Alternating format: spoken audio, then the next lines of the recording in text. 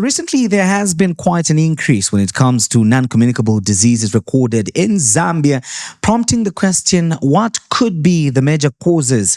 Others have said, well, it may have to do with diet. Others have speculated and cited various reasons. But today on the People's Space, I am privileged to be joined by Dr. Daniel Muyumba Londo, all the way from the Cancer's Diseases Hospital. And of course, he will be answering some of the questions and letting us know what could be driving this particular increase that I earlier alluded to. And of course, providing further perspective on how we can navigate on this challenge that has gripped not only the health sector, but the majority of Zambians at large. The name is Wenson Mavor. And Dr. Londo, it's great to have you on the show, and we appreciate you coming through. Thank you so much, sir. Okay, so on the People's Space podcast, Dr. Londo, we've got a tradition always, we always want to get to know the people that we're talking to. And we always want to give our fans and our viewers an opportunity to be able to just, know one thing about you when they meet you, on the road. We don't want when they see you, they should just say, Doc, how are the patients? No. But when they see you. So just to start the conversation, apart from your profession, who is Dr. Londo? Dr. Londo is a husband. He's a father of 3 boys. I am a medical professional. So I've been a medical doctor for the past 15 years. And currently I'm under training. So in the next 2 years, I should be called a radiation oncologist, that's a doctor who's a specialist in treating cancer diseases. So I'm a Christian as well, hoping to become better, trying day by day to get to follow what was the path of our Lord and Savior Jesus Christ. But I think that will be enough. Okay, interesting there. So those of you that were hoping that Doc is not hitched, well, I think tough luck, he's taken. Yeah, he's off the market. Yeah. So obviously you've mentioned interestingly that, you are currently undergoing training and, you're going to specialize in oncology. And one would want to know what really inspired you to be able to pursue this field? Definitely, I'm passionate in terms of caring for other people, So I opted when I was doing my high school to be a medical doctor. So when I completed my school, I did it in Congo DR. And then in 2010, I came here. One of my in-law who married my cousin was being Zambian. It's like, come and try and see what things are, how things are done here. So I came and joined GRZ. So I've been with GRZ for the past 10 years. And then here comes CDH, and I was interested, oncology is the new field in town, and tried to see, then got passionate, cancer is not like malaria, so it involves a lot of things. So and then I say, okay, let me go and try and see what things, how things are done there. So yeah, I am trying to do our best to save the life of millions of Zambians. One thing that really strikes me a lot about you doctors is that the major driving force that you people have is the care, the care and the love that you have for people. So how do you strike a balance when it comes to, the emotional demands versus the professionalism and the compassion in your field of work, in your field of medicine? It's hard, definitely. Mostly in our field, it's normal for everyone when they hear you have cancer. Definitely the first reaction is whether you cry or you go into disbelief. So definitely it has a lot of impact even on us as a health professional. Definitely we do have friends who have gone into burnout, so they get tired, they are emotionally overwhelmed. So definitely it's a challenge, yes, but you will have to try to balance your personal life and your profession as well. So what we do normally, when you are at work, you work as a normal person, but you don't have to get everything that you see on you. So you are not the only one who can care for the patient. You will have to share with your colleagues, and you don't get engaged emotionally with your patient. But definitely, if you do that, you'll burn out, definitely. So we just try, and with time we do learn how to control our emotions. So definitely, if I'm before my patient, whether I'm crying inside, I won't show it. Because we do reach at a point whereby you know that whatever you are doing, you won't achieve anything. But I can't show it to my patient that I'm hurt That's where you are, inside. yeah. So I will have to try by all means to show a sort of support, not to express my emotion that I'm being hurt inside. It's a challenge, yes, but with time you will learn how to control your To manage emotions. it and control it altogether. Interesting. So, lately or recently, I should say, I think last week, if I'm not mistaken, there was a publication. I saw on social media, which talked about, which was an update to the nation with regards some of the cancer that is becoming common, and one of them, which was cited, obviously, was throat cancer. And there was a lot of speculation, when it comes to throat cancer. Others were saying, no, it's because of, oral sex. Also, people are doing too much oral sex out there. As a result, there's this arrangement. So maybe you can bring us up to speed. Maybe you can correct that myth altogether, and maybe just tell us what are some of the major or maybe the common cancers that are treated at the Cancer Diseases Hospital as you tackle that, because there was so much debate on social media on that. Thank you so much. Definitely cancer is a multifactorial. It's not just one thing that will cause cancer. And we have quite a number of cancers. Every part of the body can have cancer. Your eye, your skin, your bone, your liver can develop cancer. So what are the risk factors of cancers? So we have quite a number of them depending on which part of the body is affected. So we have what we call modifiable and non-modifiable risk factors in certain cancers. So like age. So there are certain cancers that come with age. Some we have cancers that it's only found in children, and some in adults, like prostate people, old people, like prostate cancer. You only find it in mainly it's old men people. 45 and above. Someone like me, you won't have it. Whatever you do, you'll never find prostate cancer in me. So let's go back to what you've mentioned, just oral throat cancer.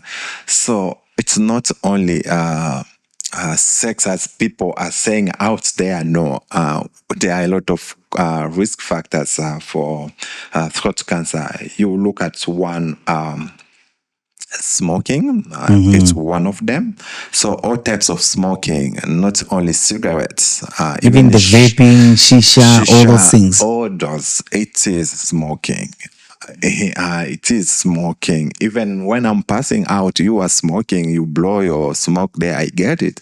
I'm putting myself at risk, even I'm not the person who's smoking. It's so that's one of the risk factor. There's alcohol as well.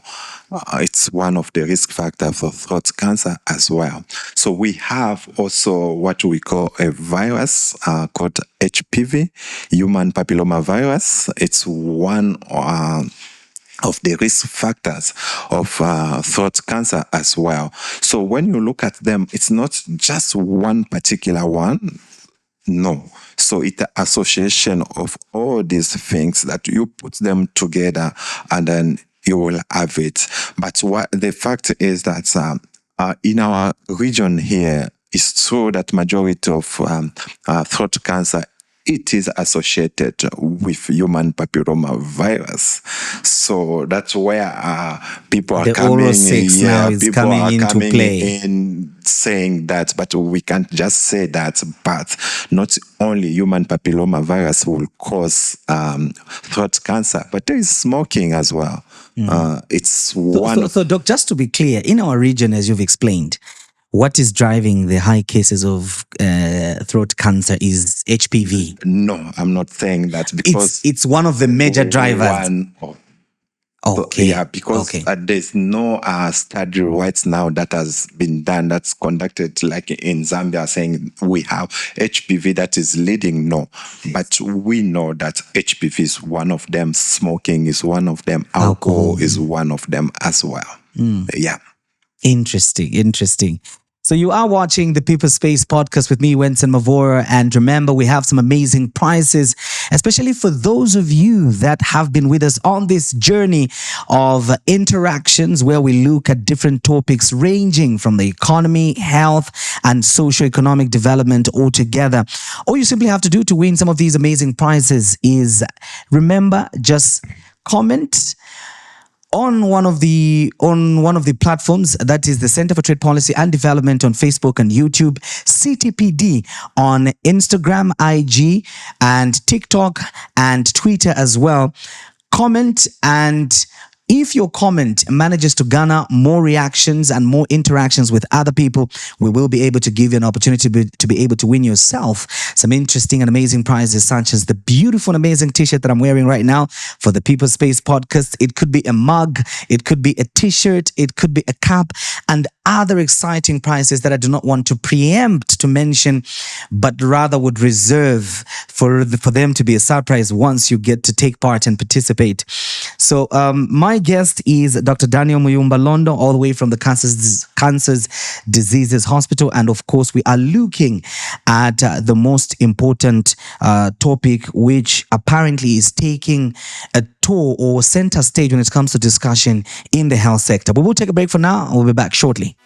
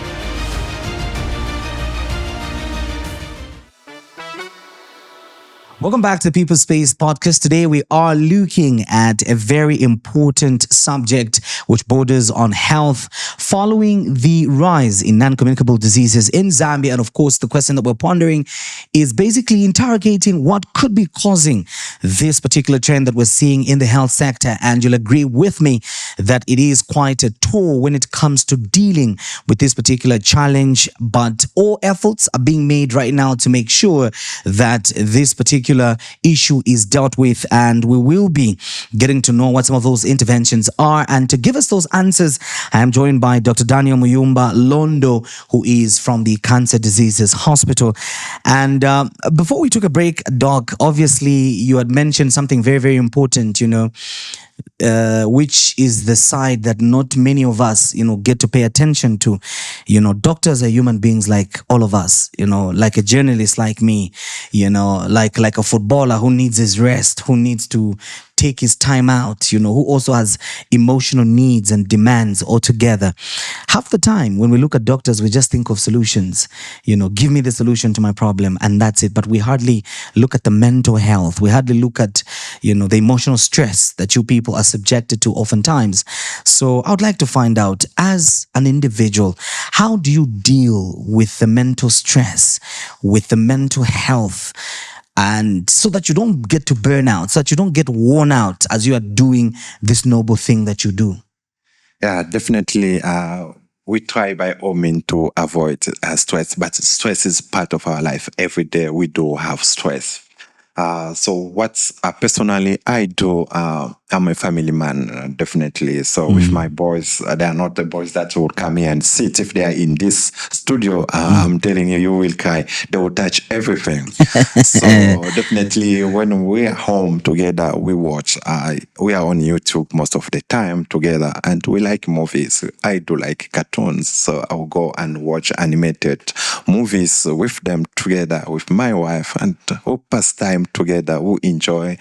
Sometimes we go out and try to see what is new in town. That will help me recover.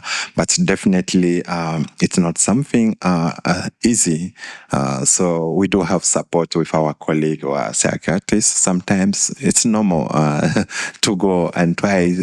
Yes, it is normal to get help from another person who's trained in mental health. So you go and talk to them. They will counsel you. They will talk to you. You try to recover over. Yeah. I like the fact that, you've said it's normal for a solution provider to also have it in them to go and look for solutions elsewhere to be able to cope with the challenges that we're dealing with. And I feel this is something that is very, very important when it comes to the various things that we go through in life. We should always remember that we're not alone. We could be caring for a relative who's suffering from cancer and is taking a toll on you. Remember, you shouldn't have to go through it alone. As Doc has mentioned, there are several people that you can talk to, that you can see, to be able to help you carry the load. It's a fight that you don't have to fight alone, but collectively we can make it bearable and easy, as we know it's not an easy journey altogether. But Doc, what are some of the major challenges that the Cancer Diseases Hospital currently face, and what is being done to address those challenges? Okay, I think government is trying by all means to get us back where we were. Currently, we are having our settings being renovated. The construction is underway. So what are the challenges that we do face? We only have one center that treats cancer in the country. We can say in the region. Just recently, Malawi has its own now, but people from Zimbabwe, people from DR Congo, people from Mozambique, for one part of Mozambique, they do come to Zambia to get treatment. So what are the challenges that we have? One will say financial challenges. We have quite a number of people who are coming in our hospital, and majority they come from remote area. They don't have relative, so it's how to care about those patients. So that will be one. Number two, it's a human resource. So treating cancer is not like treating malaria. Remember, if you walk in a clinic today, you have been diagnosed with malaria, you will get treatment the same day. But with cancer, if you have been told that you have cancer today, we won't treat you today.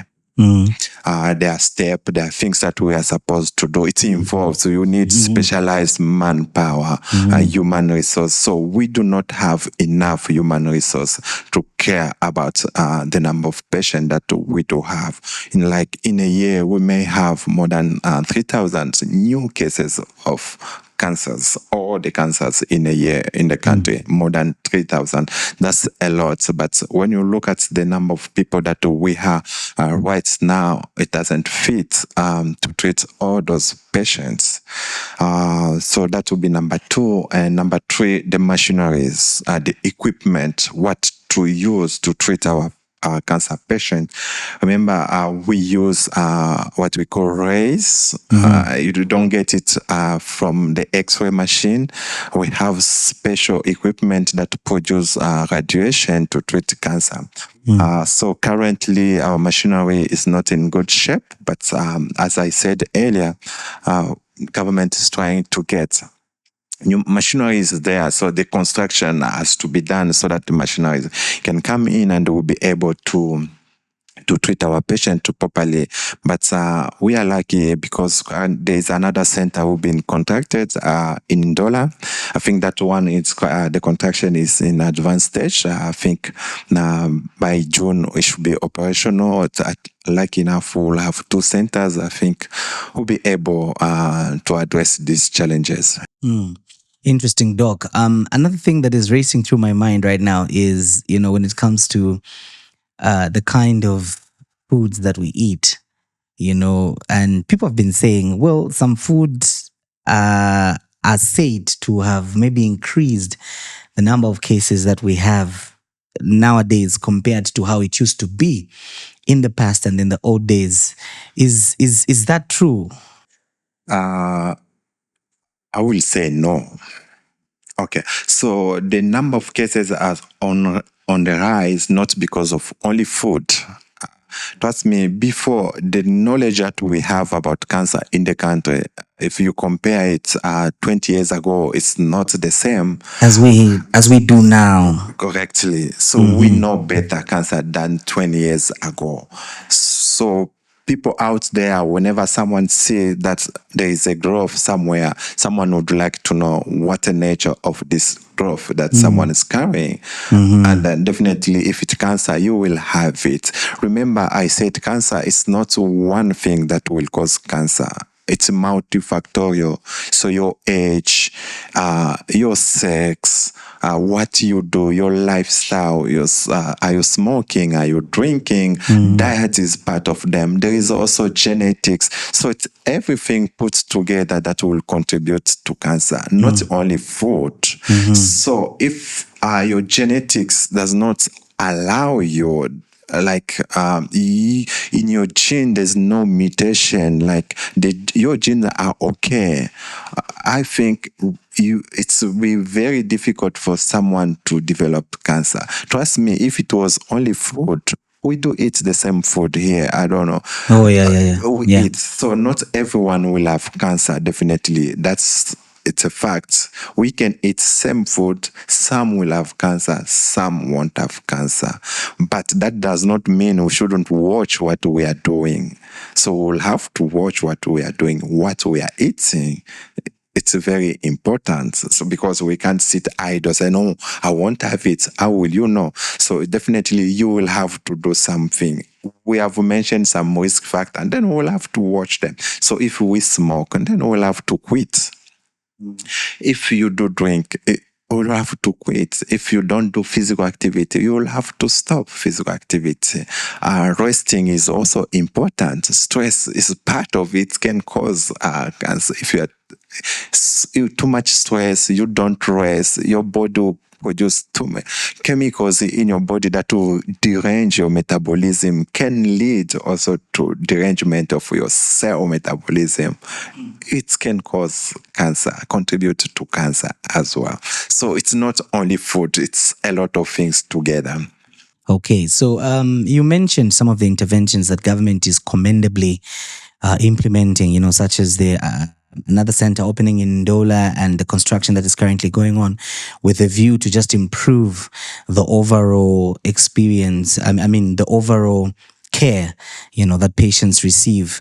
We would also want to find out, we've seen people sometimes go on the media, complain and say, no, we've been waiting for too long. This is not happening and everything. So as these initiatives are being implemented to address this challenge, are there any other things that you can cite that are being done to be able just to improve the patient experience, as people are waiting and, exercising patience for some of those developments to be able to be completed so that things can improve? Yeah, definitely. We still continue treating our patients.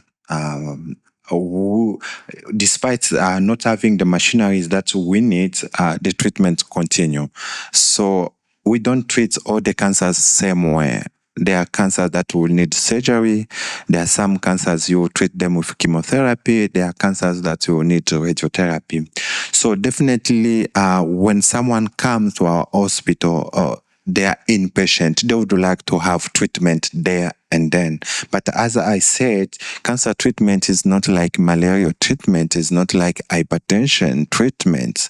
So if you come today to the hospital with a diagnosis of cancer, so I will sit you down. I will have to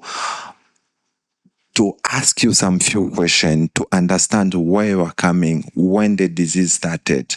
I'll try to get what are the risk factors that have contributed you to have this cancer. I will examine you. After my clinical examination, I will have an idea of how far your cancer is in your body. So from there, I will ask you to do one or two things that will help me to know the stage of the cancer, the level where the cancer is in the body by doing CT scan, by doing MRI, by doing one or two things. But definitely that will make the treatment process become a bit long than this other medical condition. So what do we do to alleviate that anxiety to our patient? We have a team of trained nurses. We call them palliative nurses. So we engage them so that they talk to our patients to try to explain to them the process of the treatment, where they are and where they are going, how many days or weeks it will take for them to get where we're supposed to be. So because before we treat you, we'll have to have what we call a final diagnosis, where we know the level of your cancer, and then we make a plan of which type of treatment you will need. So if we are able to offer you that treatment locally, we will offer you. If we are not able to offer that treatment locally, we are going to recommend you to be evacuated abroad for you to have treatment. As we know, government is taking people out there for radiotherapy because we are not able to offer radiotherapy. But for these other modalities of treatment like surgery, chemotherapy, we offer them locally. So that's what we are doing currently to try and alleviate the anxiety in our patients. But definitely, trust me, cancer will still bring anxiety in patient and the family member. We are trying by all means, counseling. So as long as if you get someone to understand the process of your treatment, then the anxiety will be minimum. But if they don't understand the process of treatment, trust me, they'll be on you. We've seen people crying, being aggressive, but we do understand our grievance comes in different forms. So if I get a bad news today, you want to know how I'm going to react. We do understand that, but definitely we will have to talk to our patient to explain to them the process. I think we are trying, yeah. You mentioned something very important, the issue of evacuations, and we know that government has been sending quite a lot of people, helping them to go to India to access further treatment. Would you have an idea how much government spends on this? And are there any research that is being done at the moment, say, to be able to improve further? I know you talked about, infrastructure and everything, but on the research part as well, as a country locally, are we also investing in there? Even as we are taking people, even as we are evacuating them to India, are we also investing in research to be able to improve and be better at how we are dealing and handling these cases? Yeah, definitely. I may not be able to say how much government is spending in terms of evacuation because I knew. Yes, because it's I not. know, Doc. I'll spare you on that one. Yeah, so because evacuation is done under the Ministry of Health, so that's definitely that's a different settings. So it's altogether. It's beyond me. But what are we doing to try and improve the knowledge, the care? So we have a training center at our hospital there. We are training doctors. As I'm under training, And we have also a training center for nurses and for our friend that help us treat, use the machineries. So those help to improve the care that we offer. In terms of research, we do research. All of us doctors who are under training, they are doing. Currently, I'm doing one. I think all of our colleagues, we are trying to do some research so that we try and get knowledge, our own knowledge based on our population. It's definitely in the next 2-3 years, we will have some information that will help to improve the care that we are offering. As we get to wrap up our conversation, Doc, are there any international collaborations, even as a country, that we are currently engaged in, just to be able to also underscore major progress that is being made? Yes, we do have some other organizations that are outside the country that we are cooperating with. So we have the University of Texas, MD Anderson, that is our main partner currently in terms of the School of Oncology. Definitely from here, I'm going back there because we do have sessions like two times per week online. They do come physically also to help to support us. So apart from Texas University of Texas, we have this international agency for atomic energy. Also, it's a main partner with government in terms of radiation. So we do have African organization that's IoT, AFONET. So these are some of the organizations that we are working in partnership so that it helps us improve the quality of care that we are offering here. Okay.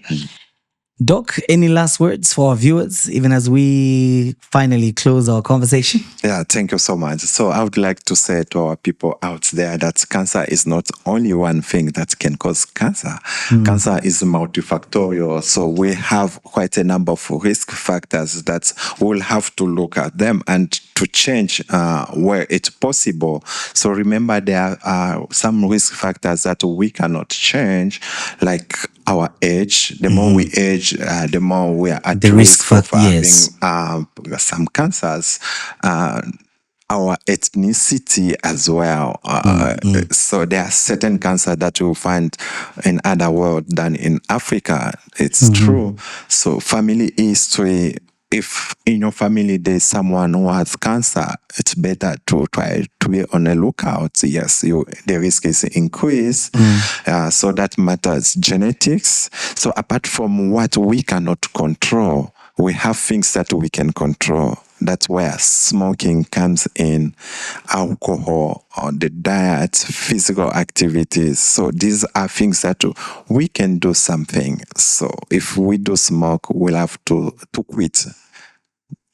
To quit completely. It can be in stages. Yes, definitely. We will ask you to quit smoking. Alcohol, you can do something. Overeat. Physical activity, we don't want you just to have muscles. Physical activity is not only to go into gym. Even walking, it's important. So personally, I do 5 kilometers a day. Not I've stopped working. No, even when I'm walking, I have my app that counts my step. At the end of the day, I'll look at it, how many I have to reach 7,000 steps in a day. So it helps me control whatever I'm doing. The type of food we eat also matters a lot. So we have to be on the lookout. Cook foods better than these super processed foods.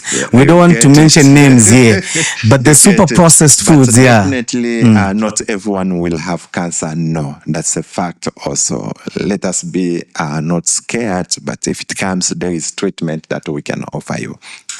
Thank you very much. Thank you so much, sir, for hosting me. That was my guest, Dr. Daniel Muyumba Londo, all the way from the Cancer Diseases Hospital, telling us, some of the interventions that are being implemented currently to be able to address the issue of the rise in non-communicable diseases, particularly the cancers themselves. And I think the major important message that, Doc has given is that, of course, cancer is something that exists amongst us. Unfortunately, efforts are being made to be able to curtail and possibly find a cure to this disease. But as human beings, let us control what we can in terms of reducing the risk of this particular disease. And those that we can't control, obviously we can't control, we can only manage. But where we can control, I think there is need for us to be able to take responsibility and begin to make sure that we reduce the risk in our lives, on our loved ones, and in the people that we know. And when we talk about risk, the doc, I think, ably highlighted some of those, the issue of excessive alcohol, indiscriminate abuse in terms of smoking, and all these other vices that may be detrimental to your health. So let's control what we can. And before we get to close, I mentioned earlier on that we now have an opportunity for you, our viewers and fans, that you can win some of the amazing and special prizes that we have, such as t-shirts, mug cups, and of course, other accessories that you cannot afford to miss out on. And all you simply have to do is interact with us on the People's Space podcast, and which airs on Facebook under the handle the Center for Trade Policy and Development on Facebook and YouTube, and also on Twitter, IG, which is Instagram, and TikTok under the handle CTPD Zambia. So all you simply have to do is comment on one of the episodes, and if your comment garners more interactions, you will stand a chance to be able to secure some of those amazing prizes that I just mentioned. And like I said, it's not only those prizes that I've mentioned. There is more that we would like to share with you, even as we embark on this journey where we get to participate on the socio-economic development of Zambia by having meaningful conversations on the People's Space podcast. And remember, most importantly, hit that subscribe button on our YouTube platform and other social media pages. From me, Wenson Mavoro, see you next time, and thank you for watching.